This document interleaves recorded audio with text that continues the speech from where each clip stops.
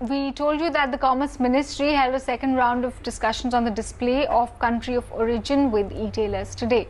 What we now learn from our sources is that the DPIIT will mandate the country of origin for new listings by 1st of August and old products by September. Parisha joins in with exclusive details. Parisha.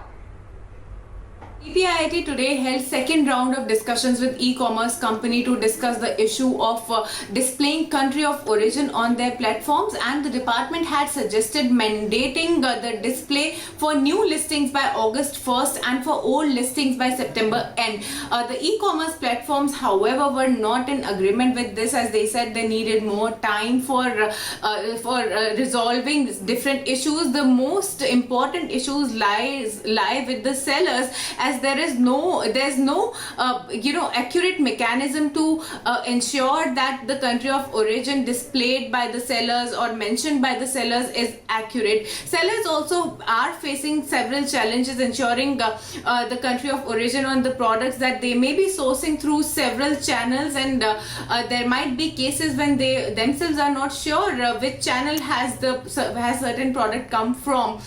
So yes, this was the argument put forward by the e-commerce companies in the meeting with DPIIT today. They also said that they need to devise a mechanism to ensure to verify the authenticity of a country mentioned by the sellers, and sellers also need some more time to figure out the actual country of origin for certain products. The DPIIT meanwhile has said that they will discuss the issue internally and have asked the e-commerce platforms to start preparing for displaying country of origin till the department comes up with a further instruction.